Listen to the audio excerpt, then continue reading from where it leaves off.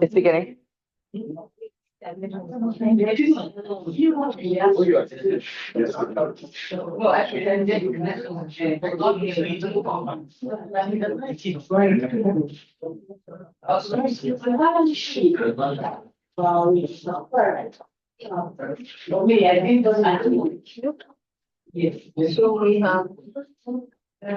All right, everybody, good morning.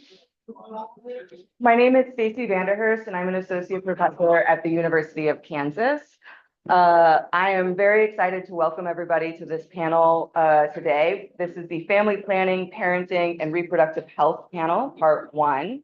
And I know we're a few minutes ahead of our scheduled start time, but because we have such a wonderful audience here and all of our panelists are already present, we thought we would just go ahead and start to make the most of all of our minutes together, and that will allow more time for conversation at the end. So thank you for being early and making that possible today. I know we've all had different journeys to get here.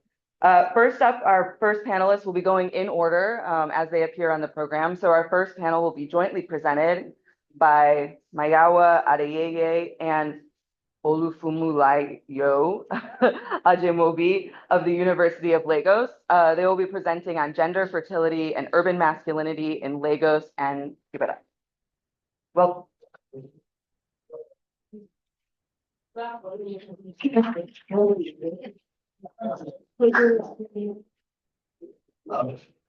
thank you very much.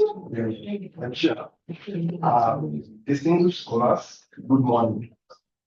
I also want to send my greetings to those online if they have joined us. My name is Mayowa Adeyeye. Can you hear me, sir? what's the title of your paper? What's the title of your paper? The title? What do you say with that? MSc.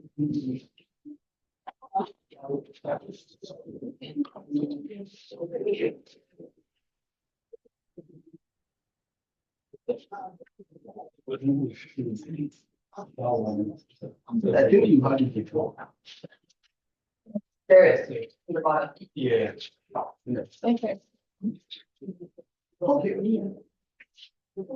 So my name is Mayowa Adeyeye, and my co-presenter, Olufumulayo Ajemobi, is also here. So I will be presenting on gender, fertility, and urban masculinity in Lagos and Ibadan. First and foremost, I want to give a caveat about this study because it is still in its infancy, and we are hoping that whatever ideas and opinion generated here is also going to enrich the study. We've done a little about the study, and we are going to be adding to what you have said here. Your opinion about it is going to make it much more fulfilling. So, as I said earlier, gender, fertility, and urban masculinity in Lagos and Ibadan. It's about looking at infertility as a life crisis in Africa, in which in African setting, infertility is taken seriously. In that, when a couple has become married, in the next 9 months, you want to come and eat in that house. You want to come and celebrate the childbirth. But after a year, that has not happened. Then it becomes a crisis in Africa, especially in places where children are taken very much seriously. So, but in the urban center, especially in Nigeria, cases of infertility become rife in recent times, and that is in spite of the prevalence of orthodox medical facilities and infrastructure.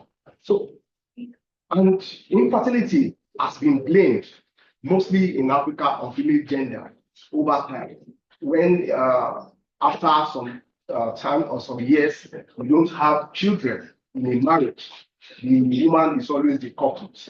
So what you do is to begin to either try to appease the God, or to begin to stigmatize the woman, or to begin to see the woman as a witch, or to begin to feel the woman is having one medical problem or another. So male factor infertility has not been adequately studied, and scanty attention has been paid to it. So this is why this study has to be a paradigm shift to a certain extent. So in pre-colonial and colonial time, female gender has always been the suspect. So it is not only in the pre-colonial period or in traditional African setting, female gender has always been the suspect of cases of infertility. So this study discusses infertility and masculinity. Basically, in Lagos and Ibadan, we are trying to make a comparative analysis of infertility and lowered masculinity in Lagos and Ibadan, being through metropolitan cities in southwestern Nigeria. So the study emphasizes that infertility is not the exclusive preserve of the female gender. And this study also analyzes how urban, psychosocial, and economic factors have reduced masculinity in Lagos and Ibadan. So what we are trying to see here is that because of the peculiarity of the urban setting in Lagos and Ibadan, masculinity to some extent has been lowered compared to what you have in the rural area or in the local area. So now, how is masculinity being expressed amongst men in Lagos, particularly? Because we know that masculinity, in a way, is construed as what really makes up the man. What is a man? How does a man see himself in the African setting? Then what has changed, especially when it comes to the urban setting? So how is masculinity construed in the urban setting? How is it expressed? That in doing that, next slide, please. In doing that, the study has adopted the biopsychosocial model propounded by George Engel in 1977. The theory explains how infertile men experience psychological and emotional distress. It is a whole lot of emotional distress when you become infertile. And this explains that fertility and parenthood are highly valued in every society. The theory goes further to explain that it is not only in African setting or in Lagos or Ibadan, but in every society, fertility is taken seriously. It is now a different ballgame if you decide not to have a child. So we have conducted some certain oral interview, over 200 male and female informants of ages 27 and 60. Between 27 and 60 have been interviewed. They have been interviewed. We also visited workplaces of 15 trado medical practitioners where we had an assessment of their trade, their practices, and what they feel about masculinity, fertility, and how, to what extent have we had some level of male factor infertility. So we also consulted some archival documents to see how fertility and masculinity is viewed in the colonial period. So if we are looking at please go to the next slide. If we are looking at the biological, psychological, and social variables of how masculinity is viewed. So we look at it from the biological angle, we look at it from the social angle, and look at it at the psychological angle. So how does a man feel about himself, and what are the mental distress that they tend to go through whenever they are infertile? So related to this is the genetic vulnerability of the man the drug effects, trauma, family relationship, coping skills, and a whole lot of other things. So written books and journal articles were also reviewed and analyzed. So from the sources, preliminary finding reveals that infertility and lowered masculinity are prevalent in the urban centers. And this is due to certain underexplored factors, such as strenuous work experience, lifestyle disorder, culinary impairment, drug abuse, uncontrolled consumption of aphrodisiacs. So please go to the next slide. So now we have been talking about fertility and infertility, especially when it relates to man and all. So we are going to ask, what exactly do we regard as infertility? Well, simply put, infertility, you can declare someone to be undergoing infertility when there is constant sex, constant sexual intercourse between a married couple, unprotected sexual intercourse for a period of at least 1 year, which is 12 months. So, and for conception to happen, to occur, all parameters have to be correct. All parameters have to be correct. So there are several statistics to show that infertility has become a serious issue in Africa and in our studied area. So I'll quickly go to I'll jump this infertility. Okay, right now, in men, when we say infertility in men, what is infertility in men? Please move to the slide. Yeah. What is infertility in men? In men, many factors could be responsible for infertility. Generally speaking, infertility could be an issue between man and woman. Woman on its own, men on its own. There are some male factor infertility and there are some female factor infertility, or both at the same time. So both have to be okay for us to say, oh, conception could occur. So one of them is the sperm qualities decrease. Sperm qualities decrease over time, especially between ages 30 and above. Anything above 30, 35, or late 30s, sperm qualities begin to decrease. So at age 45, there is a significant decrease in male fertility, especially the sperm qualities, which could actually impair sperm qualities. So I'm moving that very fast. So several literatures have been reviewed on this study. There are some on hegemonic masculinity. So I would like to quickly talk on the hegemonic masculinity in the area that in the African society, the man sees himself as the dominant order, that he has that level of hegemony over the woman. So where the man is having some level of lowered masculinity, the next thing is to look for how to augment it. Unfortunately, in African setting, we have problems of men not trying to access medical facilities as easily as possible. So what they do mostly in our study area is to go for self-help in order to augment it. So in that case, please move to the next slide.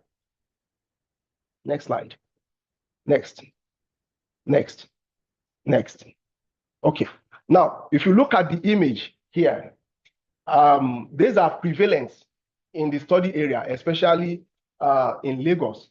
These are one of the items, substance used by men in order to augment their lowered masculinity. Striker, alcoholic drink. Some men take it whenever they want to have that hegemonic masculinity over their other half. There is a next slide. Okay, if you look at that particular item, its name alone has suggested what the man is interested in. Chapata. So what pata do you want to ja as a man when you're lowered, when your masculinity has already been lowered? You use this temporarily in order to rise your libido, and you apply it, or you wish to apply on the other, rather than for you to consult the medical facility that will heal you because your masculinity has been lowered, you resort to self-help. So a lot of literature has been reviewed on the matter, but the time is already giving us some stress. So this is another one. Please go further. Go on, please. Go on. Okay, go back once. So now, prominent amongst these items are listed here without trying to advertise them. Move on, please. So they are most of the things that we have moved around to check how men have consulted them in order to resolve their lowered masculinity in urban Lagos and Ibadan. Of course, in Ibadan, it is a little bit lower because there is a level of trado medical herbal consumption of issues like that. Please go on. So, well, in the study, the understanding of sexual and masculine hegemony is centered around the fact that men like to express their male superiority over the female gender, especially sometimes to show that there is ability in disability. And they have several ways in order to run the concussion, which is best known to them. So, well, we tend to say that most times those who engage in this always look for a quick fix in order to resolve their family issue. Because the moment you begin to lax in the other room, then problem has come. There is tendency for the family to disintegrate. So urban factors have mainly contributed to low fecundity and masculine agility in Lagos and specifically in Ibadan. So I want to conclude that urban infertility has become rampant in Lagos, but evidence is scanty as to if the same is applicable in Ibadan. Then urban masculinity has been lowered over time as a result of certain social, economic, and psychological variables. This has led to the adoption of several means of and ways by which the male gender express their hegemonic masculinity, resulting to the use of substances intended to rout, intimidate, and subdue the female gender in the other room. Thank you very much.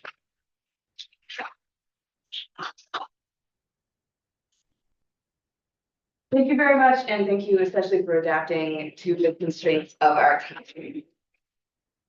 I would like to next welcome our second presenter, Bolaji Akani, who will be presenting, Bolaji Akani, from the University of Ibadan, who will be presenting from on decolonization and identity construction of parenting amongst widowed persons in Osun State, Southwest Nigeria. Let's clap for her.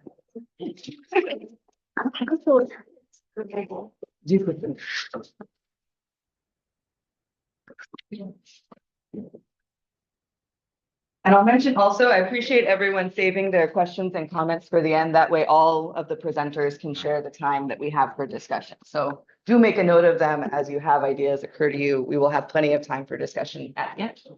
Good morning, everyone. Yeah, good morning. Okay, and good morning to everyone watching me online.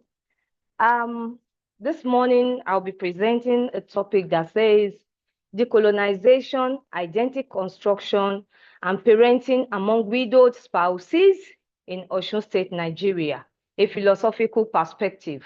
First, I want to attribute this work to the UK under the Arua Scape project, a work that we began in 2022 and rounded up earlier in 2024. So I have to acknowledge Arua for this work. Now, when we talk about parenting, what comes to our mind is a father, a mother, and their children, and how we go about nurturing these children. But then what comes to mind? What happens in the case of the death of one of the spouses? If the father or the mother is not around, how is the living spouse able to navigate the dynamics, the complexities of this parenting, and also ensure the well-being of the children in that family? Now, parenting is a practical, long and gradual process of guiding and nurturing a child. Next slide. Nurturing a child through all stages of life. From once the child is born till adulthood, you parent. And when we talk about parental identity, it refers to how individuals perceive themselves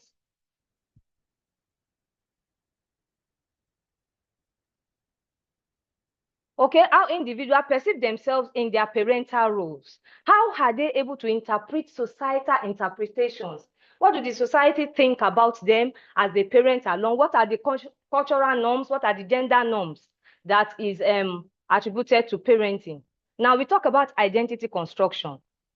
For widowed parents, it begins with a transformation from being married to being unmarried.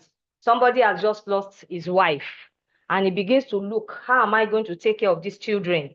Or somebody lost her husband and she's just wondering, how is she going to take care of these children? So widowed parents undergo a significant process of identity construction. Is a total transformation for them that they just have to begin to think of how to adapt to. In the aftermath of their partner's death, losing a spouse often necessitates a reevaluation, self-concept, roles and goals, which according to CAR 2015, widows must confront the challenges, widowed individuals must confront challenges and complexities of redefining their sense of self. So in this work, I am looking at widowed individuals, widowed spouses, talking about both men and women. So it is looking at both gender. Now, Nigeria is a country with cultural diversity and societal norms. And so through this lens, we are able to explore the multifaceted nature of parenting and parental roles and what they face. This study also seeks to explore the shifting notions of parenting among widowed men and women in Osun State, Southwest Nigeria, and its impact on well-being of children. Now, a study was carried out on 50 widows between ages 18 to 22 to 55 years of widowed men and women, and just to find out their lived experiences, and now they are being able to cope with their parenting strategies. Statement of problem. There's a wealth of literature exploring widowhood, culture, and their impact on single parenthood. However, there is a clear opportunity for a more comprehensive philosophical examination of the dynamics and complexities of parenting for widowed individuals. Additionally, it is crucial to investigate how Westernization has shaped evolving notions of parenting and identity in Osun State, Southwest Nigeria. Aim of the study. The research aims to explore identity construction and single parenting among widowed persons in Osun State, Southwest Nigeria, and its impact on well-being of the children. Methodology.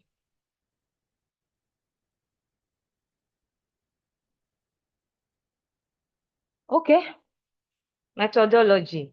This research uses a descriptive phenomenological approach to conduct in-depth interview with 50 widowed men and women between ages 18 to 55 in 3 carefully selected local governments in Osun State, Osogbo, Obokun, and Ikoyi-Ile, Southwest Nigeria. And the aim is to illuminate the nuanced experiences of single parenting among these people.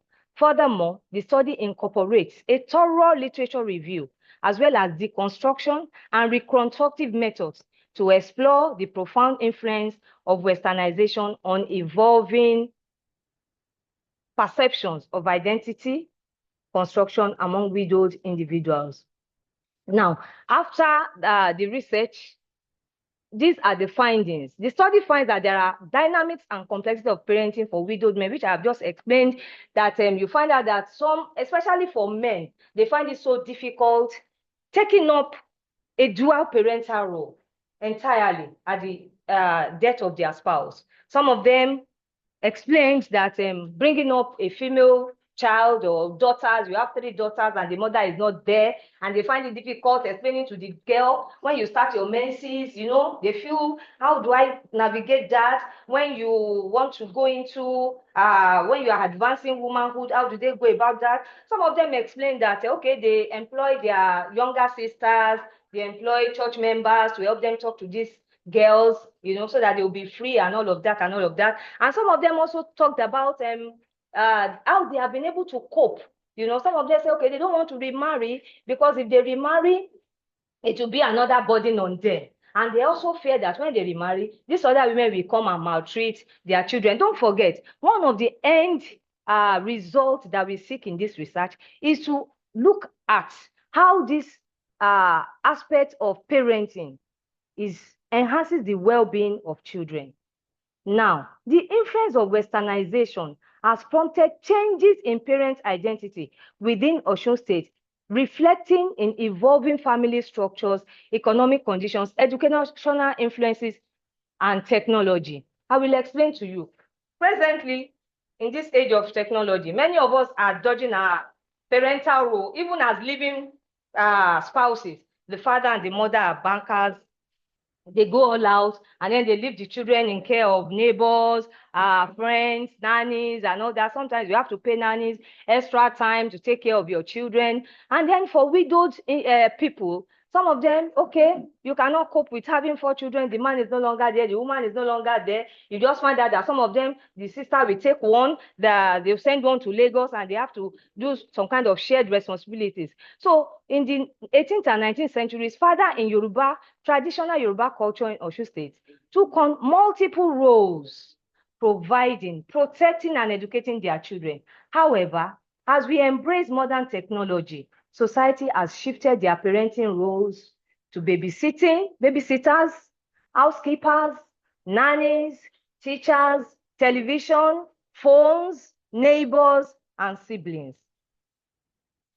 The communal Yoruba bonding, as expressed in this adage, ẹnìkan ní ń bímọ, ṣùgbọ́n igba ojú ní ń wò ó. When a mother dies in the family or a father dies in the family, the man can no longer cope. He cannot single parent these children. He sends them to somebody to train for him, or even in the case of the woman. So that communal bond in this age of technology is gradually fading away. People will prefer to keep their children in front of television to watch, and or phone to train their children for them, or nannies and all that. Another hadith says, you don't throw adìẹ kì í kú ká da ẹyin ẹ̀ nù. When somebody dies, you're supposed to look after the children and the offspring. But because everybody in this age of technology, we are all trying to make ends meet. Nobody even cares. Somebody has died, and is to look after the children. So it now rests upon that living parent to make sure that he is able to quickly adjust to that parental, to the new parental identity, and then take care of the children. In John Mbiti's philosophy, which says, I am because we are, and since we are, therefore I am. This philosophy says that each person has a moral responsibility to ensure the good of the whole, which this philosophy is gradually fading out. And so we also find that the concept of double blended marriage involving the union of a widow and a widower. Sometimes you say, okay, if you are finding it you are finding it difficult to train these children in the absence of a spouse, then you look for a widow or a widower to marry. But then the problem you engage is when you marry a widow or a widower, it has 2, you have 4, and one of them dies eventually. Then you inherit another burden upon yourself. Now, the study on that, okay, because of time, recommendations. This study is sensitive to the needs of widowed individuals and the well-being of their children and engages government agencies, non-governmental agencies, social institutions, volunteers, and relevant stakeholders. There's a need to have policies to stabilize the raising of children from widowed homes. Some of these children find it very difficult to cope again. If they have been very close to the mother or the father and is no longer there, they find it difficult to cope in school. They find it difficult to relate with people around them. And so these children need to be well groomed by the living parent. Encourage that child so that it will enhance its well-being. It also recommends internal support network, communal support for these people. Communal support for these people. If the man, a widower, has lost his wife, community support, rally around him, provide necessary interventions for them. So, okay. Thank you for listening. Thank you very much. Thank you very much. Thank you, audience, for your patience as we manage our technical systems. And again, please do save your questions and comments for our discussion. It will be upcoming. Next up, we have Ridwan Muhammad from the University of Kansas. Rockchalk, that is my university. Rockchalk is what we say there. Ridwan will be presenting The Blessings of Marriage, Neoliberal Modernity and Family Planning in Yoruba Land, 1952-1990. Finding his slides now. Yes, we got them. All right, welcome. Good morning, everyone, and good morning also to the viewers online. As introduced, my name is Ridwan Mohammed, and the topic I'm presenting today is Blessings of Marriage, Neoliberal Modernity, and Family Planning in Yoruba Land, 1952 to 1990. Okay, the slide is not up yet, but then waiting for the slide to get up, I would like to give a sort of justification for the time period for this research. So 1952 is the beginning of this research, even though this research captures some portion of pre-colonial history with regards to family planning in Yoruba land. But 1952, however, was the first national population project carried out by the British colonial government in Nigeria. And also 1990 was the first time that the National Population Policy of the 1988, which this research is anchored on, was reviewed by the military-led administration. It is a trite knowledge that the most populous nation in Africa is Nigeria. And as such, discussion around its social, economic, demographic, and developmental challenges is tied to its high birth rate. To address these challenges, the military-led administration in 1988 came up with a 4 is enough policy. According to this policy, parents or families are encouraged to have just 4 children. This would go through a lot of pushback, both social, cultural, religious, and psychological pushback by the Nigerian people, owing to the fact that it does not capture. So move to the second slide, or third one rather. It does not capture the family planning realities or reproductive health realities of people of Nigeria, especially among the Yoruba, who place lots of emphasis on having kids. This will lead to the unsuccessful nature of this 4 is enough policy of 1988 and subsequent other family planning policies that have come up after them. Please move to the next slide. Now to the research question. Given this context, this research asks questions such as, how has the phenomenon of population and development changed over time in Yoruba land? How has the population and development changes impacted the mismatch between cultural views on family planning in Yoruba land? And lastly, is that in what ways has the mismatch between the understanding of family planning from the citizen and the government reinvigorated reproductive health challenges in Nigeria? Please move to the next slide. Now, to create more context, in recent times, especially in 2020, according to the World Health Organization, Nigeria has some of the highest rates of infant mortality rate, maternal mortality rate, and complications coming from unsafe abortion. It's also interests us to note that Nigeria has some of the highest rates of contraceptive apathy in Africa, especially among people of childbearing age. However, none of these issues, none of these reproductive challenges had stopped Nigeria from becoming one of the most populous nations in the world. That means there is something we need to look at in such dynamics. And go to the next slide, please. Now, speaking to some of the debates that I engage in the epistemic debate I engage in this research, I would like to state that this paper benefits immensely from existing anthropological and historical works that have written population development and family planning into the annals of African history. And critically, I joined the conversation which talks about how sovereignty, migration, and colonization affect population and reproductive health. Again, I engaged the debate that speaks about if reproductive health should be seen from a geopolitical perspective or from a biopolitical perspective. And lastly, is the debate centered on whether population is in itself as a phenomenon is problematic and how biology and state planning could be used to intersectionally to find solutions to reproductive health challenges in Africa. So why I acknowledge these existing debates and scholarships, I contend that the focus on the changes and continuities in understanding the social-cultural perspective of modernity and development with regards to family planning, fertility, and birth control in Nigeria would provide much more solutions to these rising challenges of reproductive health. On the back of this, I argue that the rising demographic and reproductive health challenges in Nigeria, which include maternal mortality, infant mortality, infertility, and abortion coming from unsafe, complications coming from unsafe abortion, has to do with the age-long misconception of the idea of family planning between the citizen and the government, and that this mismatch is caused by historical factors such as colonialism and neoliberal modernity. Go back. Yes. Now speaking to the family planning dynamics, which some of the early presenters had also talked about with regards to what family planning looks like or what reproductive health looks like in pre-colonial Yoruba land. I'd like to state that high population was synonymous to progress in with regard to pre-colonial Yoruba society.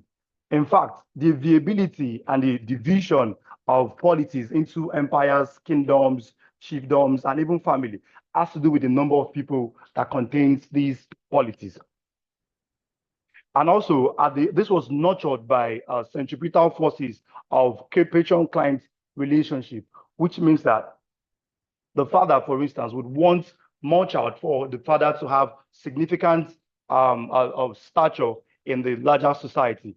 And also, such dynamics also ensure that children and women played vital role in the family occupation and also in the larger societal organization. Although the phrase family planning is a post-colonial construct, however, family planning has historical reality in pre-colonial Yoruba society, given the premium placed on children and family-oriented economy and also living arrangements. Unlike the post-colonial construct of family planning, pre-colonial family planning was both expansive and reductive, which is done along familial needs. That is, whatever the family needs is what they get. If you want to expand your family, you're going to get help for it. If you're going to reduce your family, you're going to get help for it. However, this situation will change following their contact with the missionaries and subsequently colonization, which starts in now 1861 in Lagos and snowballed into the hinterland of Yoruba land by 1900. And from the pictures that we have here, the upper pictures depict some family or reproductive technologies that existed in pre-colonial Yoruba society for men, while the other one is for women. And also there are several other ones that are behavioral, and there are several other ones that has to do with herbs and plants. Please move to the other slide. Now talking about how colonialism decentered family in Yoruba land, because the dissension of this family contributed to the misunderstanding of what family is and also what family planning is about. The historical consequentialism in Africa is often debated by historians and developmental experts. However, what is undebatable is that colonialism had a profound impact on the understanding of population, development, and familial living arrangements in Africa. The British, who would eventually, or who would later decry a population explosion in Nigeria, started its colonial project by advancing that population was a gauge for prosperity, and also painted pre-colonial Africa as the age of demographic stagnation, reduction, and therefore used population increase or preached population increase as one of the philanthropical objectives of British rule in Nigeria. It's also important to note that the British ran the colonial Nigeria on tripartite mechanism, namely the colonial courts, monetized extractive economy, and native authorities. The colonial courts, for instance, applied the Western concept of justice on Yoruba familial grievances, which created a new set of rights and empowerment, evident in wedding performativity, like there were changes in how weddings were being performed, and also marital materiality, high rate of divorce, as we can see on the screen, and also the creation of different policies and laws, such as the Young Persons Act, and also policies that prohibit abortion, and also the creation of juvenile home. All of these policies took away the women and children from the societal and the familial power play that they participated in pre-colonial Yoruba land. It's also interesting to note that the monetized economy instigated a massive rural urban drift, which puts pressure on the stagnant, dilapidated urban facilities. This sowed the seed of demographic imbalance and rural-urban fertility differentials that the post-colonial state would eventually have to deal with. Finally, urbanization and housing arrangements in colonial Yoruba land promoted the smallest of nucleated families, which further increased the population of urban slums, urban swim dwellers, and in effect, public health challenges. This represents some of the indices that would eventually be used by developmental organizations such as World Health Organization, International Labour Organization, United Nations for Population Funds, World Bank, in dictating developmental pathways for Nigeria by imposing economic, demographic, and reproductive health policies on them. Move to the next slide, please. But then it is important to note that while all of this were going on, the Nigerian population were not docile. But before we get into that, I would like to also explain that historians of health and medicine have engaged several notions of neoliberal assumptions regarding family planning and reproductive health in Africa. However, some of the notions or neoliberal notions that I engage in this research has to do with, one, that only sensor-driven tools in Africa can put an end to reproductive and demographic challenges. Also, that the ability to reductively control your birth is an index for sexual modernity, civilization, and development. Thirdly, is that women are the de facto gender that determines reproduction, and as such, should be the target of reproductive health policy.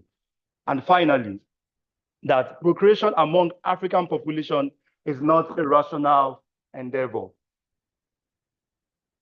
Following the promulgation of the 1988 family planning policy, the government went ahead to try and execute these policies using different methods.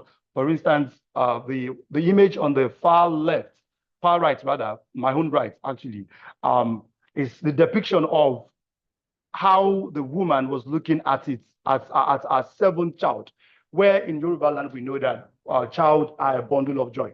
And this is just one out of many representations of what children are during this period. And also the Nigerian government used different medium in promulgating, making sure this policy succeeds by using the Nigerian musical industry my immediate right here. There's an album called Choices, which was by Sonny Ade and Oyeka Owenu, which most of us know also. Chunk of the tracks on that album is dedicated to family planning, which has to do with reducing your birth indices. And downward the slide here talks about the move by Mrs. Abacha. We all know Abacha as someone who will eventually become the head of state in Nigeria, pushed for population to affect women in the sense that the marital relationship in Nigeria and importantly in Yoruba land is male-oriented. That is, men could go and marry 2, 3 wives, and as such, you cannot trace the 4 kids that the government has said they should have. You can't trace it to them, but you can trace it to these women. So I'm saying all of this to show that while the government was trying to, push for this policy to be a success, the Nigerian population also pushed back against it socially, politically, and culturally. Can move to the next slide. And moving to my conclusion, this attempt exemplifies by the 4 is enough policy of 1988 has led to high reproductive health challenges, including maternal and infant mortality, infertility, and complications from unsafe abortion. The imposition of external ideologies rooted in colonial and neoliberal perspective has failed to address diverse reproductive health needs of the population, particularly in the context of Yoruba society, who places large emphasis on big or large families. And again, I would like to state that this sort of policy is gradually dragging infertility away from public health discourse, because when you enter any forum talking about public health these days or reproductive health, infertility is not usually treated as a problem. Even my own experience trying to speak to the International Planned Parenthood Federation here in Nigeria while I was carrying out this research, mainly I called, they were asking me what kind of reproductive health assistance do I need, and they listed a whole number of reproductive health assistance that they offer, and chunk of them were reductive. When I told them no, I wanted to actually do an IVF, and I was trying to see how you can help me. They shut me down by saying they do not offer such services, and that is the pattern in which NGOs and also global health institutions in Nigeria and Africa use in promulgating these reproductive health challenges. Thank you for listening.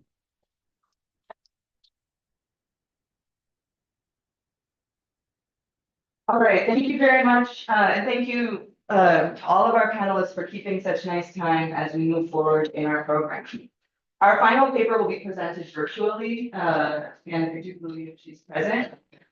This is Mokwe Sara Wutoyan Omowale from the University of Ibadan, who will be presenting contextualizing local aphrodisiac branding and its public health implications. We have Mokwe present. Okay.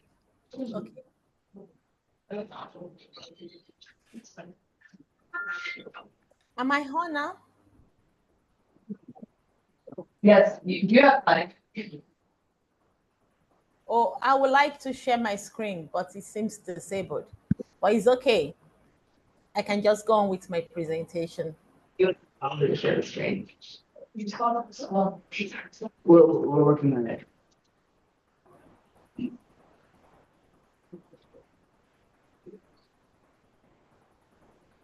Okay, good morning, everyone. My name is Mofe Shara Mobawale from University of Ibadan, and I'll be presenting part of an ongoing project that we've been doing on social determinants of non-communicable disease. But what I'm presenting, and we have captured it, Wafe Kulale, contextualizing local aphrodisiac branding and its public health implications in Nigeria. So I have a simple table of content to present. I'm going to give a little background, methodology, results, and I will conclude this study. Background: sex and sexuality in itself as a discourse in academic space, it's as old as human existence itself. And there's also an increase in sexual arousal, sexual pleasure, and sexual potencies across cultures as time over the years. And the quest has also shown that there is an increase over the years on the discourse around sex and sexuality and how it is practiced. And hello, can you hear me? Yes. Okay, thank you. So the principle of isomerism between the local aphrodisiac, sexuality, and social relations is a complex social process and realities with health implications, especially in contemporary Nigerian society. And Nigerian society has witnessed the upsurge of all